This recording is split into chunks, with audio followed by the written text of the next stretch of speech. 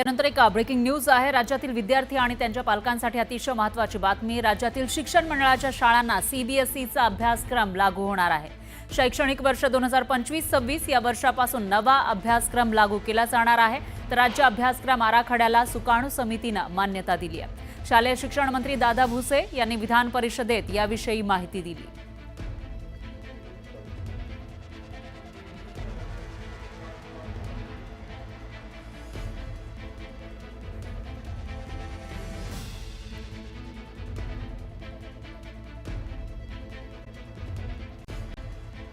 यानंतर पाहूयात पुढची बातमी। दिशा सालियान मृत्यू प्रकरणाला आता नवं वळण लागलेलं आहे। दिशाचे वडील सतीश सालियान यांनी कोर्टामध्ये याचिका दाखल केली आहे। दिशावर बलात्कार करून तिची हत्या झाल्याचा आरोप त्यांनी केलेला आहे।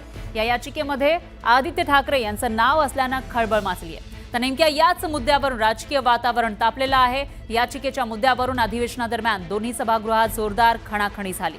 तर विधान परिषदेमध्ये शिवसेनेचे आमदार मनीषा कायंदे यांनी पॉइंट ऑफ इन्फॉर्मेशन मांडलं आणि या प्रकरणामध्ये एसआयटीने आतापर्यंत अहवाल का सादर केला नाही असा सवाल विरोधकांनी उपस्थित केला।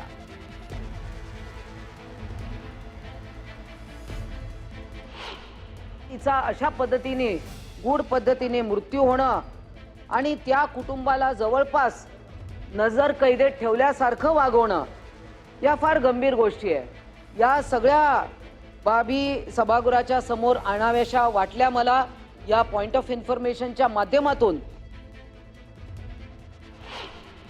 आणि नितेश राणे यांच्या आरोपात तथ्य आहे जे आतापर्यंत नितेश राणेंना त्या ठिकाणी खोटे आरोप करतायत, राजकीय करतायत, तर त्यांनी सांगितलं की त्यांच्या आरोपांमध्ये तथ्य आहे। तर आमची सभापतीमध्ये एवढीच या ठिकाणी मागणी आहे की हे प्रकरण त्या ठिकाणी दाबलेलं आहे, सीबीआयकडे आपण त्या ठिकाणी पाठवावं आणि याचिकामध्ये ज्या ज्या गोष्टीचा अंतर्भाव आहे त्या अनुषंगाने नव्याने याची चौकशी व्हावी। याच्यात दूध का दूध आणि पाणी का पाणी झालं पाहिजे। खरं काय आहे ते जनतेच्या समोर यायला पाहिजे आणि जे या मृत्यूला दोषी असतील, कोणीही असतील, कितीही तो मोठा व्यक्ती असेल, तरी त्याला त्या ठिकाणी शिक्षा झालीच पाहिजे। तर मनीषा कायंदे यांनी मांडलेल्या या पॉइंट ऑफ ऑर्डरवर बोलताना अनिल परब यांनी कायंदेंचंच जुनं ट्विट वाचून दाखवलं।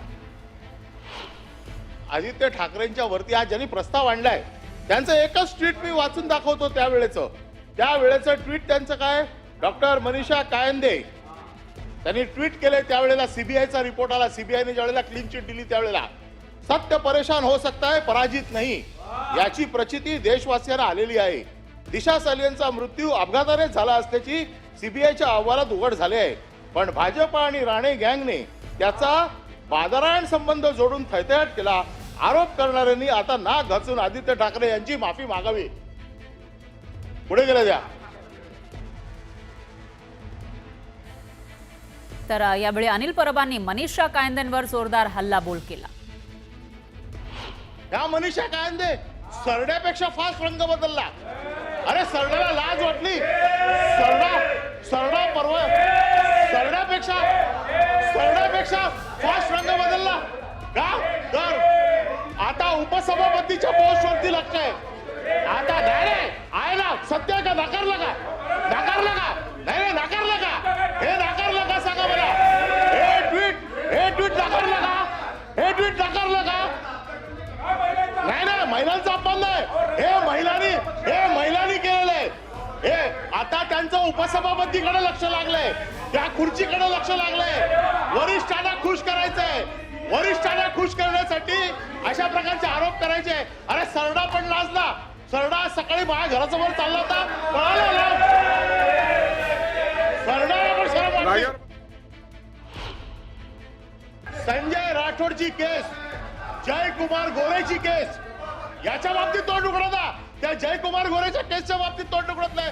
त्याचे एवढे फोटो, नागडे उघडे फोटो जे आले सभागृहात, त्याच्या बाबतीत कोण बोलत नाही।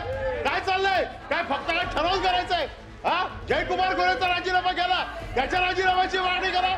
जयकुमार गोरेचा राजीनामा नाही मागत, संजय राठोडचा राजीनामा मागत नाही का? फक्त काय विरोधी पक्ष कमजोर आहे म्हणून त्याला कसाही दाबायचा? त्यांनी उद्धव ठाकरेंना विचारावं की संजय राठोडला क्लीन चिट कुठल्या मुद्द्यावर दिली, याचं उत्तर यांनी त्यांनी दिला पाहिजे. अरे मी तर माझी लढाई लढले, मी माझी लढाई लढले आणि लढणार.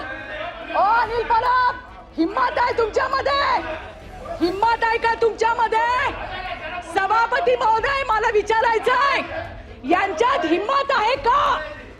यांनी यांच्या नेत्याला विचारावं.